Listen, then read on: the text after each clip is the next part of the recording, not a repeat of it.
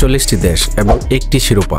2026 বিশ্বকাপ হতে যাচ্ছে ফুটবল ইতিহাসের সবচেয়ে বড় একটি আসর। আর এই আসরকে সামনে রেখে গত 5ই ডিসেম্বর অনুষ্ঠিত হয়েছে 2026 ফিফা বিশ্বকাপের গ্রুপ পর্বের ড্র।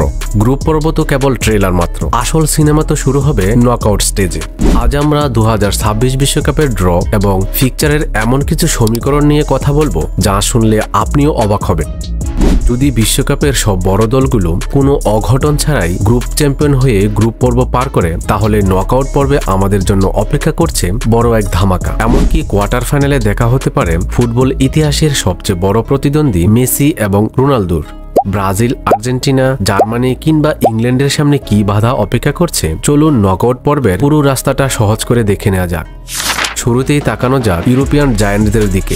2026 বিশ্বকাপে যেহেতু রাউন্ড অফ 32 যুক্ত হয়েছে, তাই সমীকরণটা এবার বেশ জটিল। ড্র অনুযায়ী জার্মানি পড়েছে গ্রুপ ইতে এবং বর্তমান রানার্স আপ ফ্রান্স আছে গ্রুপ আইতে। যদি জার্মানি এবং ফ্রান্স নিজ নিজ গ্রুপে চ্যাম্পিয়ন হয়ে প্রথম নকআউট রাউন্ড অর্থাৎ রাউন্ড অফ 32 পার করে, তবে রাউন্ড অফ 16 দেখা হয়ে যেতে পারে এই দুই পরাশক্তি। মনে আছে 2014 বিশ্বকাপের কথা, সেবার কোয়ার্টার ফাইনালে জার্মানি হারিয়েছিল ফ্রান্সকে। এবার ফ্রান্সের সেই রিভেঞ্জ ম্যাচ বা প্রতিশোধনের সুযোগ আসতে পারে আরো আগেই রাউন্ড অফ 16 মঞ্চে। তবে জার্মানির জন্য বিপদ এখানেই শেষ নয়। যদি তারা ফ্রান্সের মতো বাধার দেওয়াল টপকে কোয়ার্টার ফাইনালে উঠেও, সেখানে তাদের জন্য অপেক্ষা করতে পারে গ্রুপ এইচ এর পরাশক্তি স্পেন কিংবা গ্রুপ এফ এর ডাচ বাহিনী নেদারল্যান্ডস।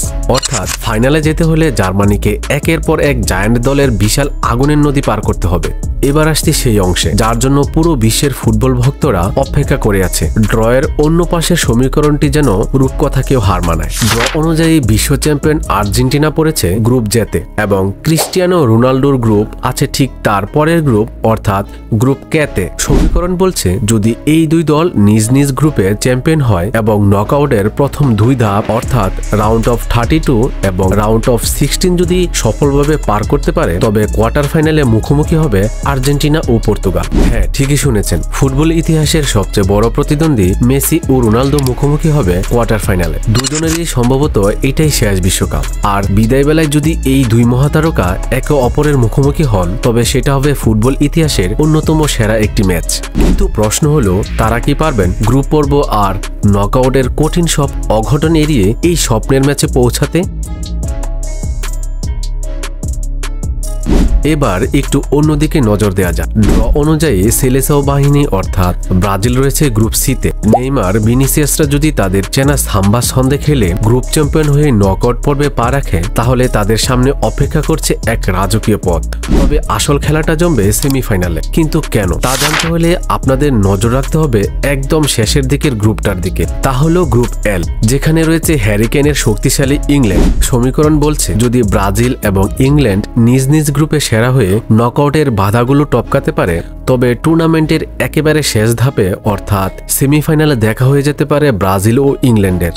একবার ভেবে দেখুন, ফাইনালে ওঠার লড়াইয়ে মুখোমুখি বিশ্ব ফুটবলের দুই পরাশক্তি। ব্রাজিল ভক্তদের জন্য এর চেয়ে বড় লোমহর্ষক অনুভূতি আর কি হতে পারে। তবে এর মাঝে আমাদের চোখ থাকবে আফ্রিকান লায়ন মরক্কোর দিকেও। কাতার বিশ্বকাপে ইতিহাস গড়া মরক্কো এবারও বড় চমক দেখাতে পারে। মরক্কোর জন্য এটি নিজেদের প্রমাণ করার আরও একটি সুবর্ণ সুযোগ। আপনার কি মনে হয় 2026 বিশ্বকাপের ট্রফি জয়ের লড়াই শেষ পর্যন্ত টিকে থাকবে কারা? ফাইনালে আপনি কোন দুটি দলকে দেখতে চান? কমেন্টস করে জানিয়ে দিন আপনার মতামত। আজকের ভিডিও এই পর্যন্তই। ভিডিওটি ভালো লাগলে ভিডিওটিতে লাইক দিয়ে চ্যানেলটি সাবস্ক্রাইব করুন। আর যদি আমাদের ফেসবুক পেজ থেকে ভিডিওটি দেখে থাকেন, তবে ফেসবুক পেজটি ফলো দিতে ভুলবেন না। ধন্যবাদ।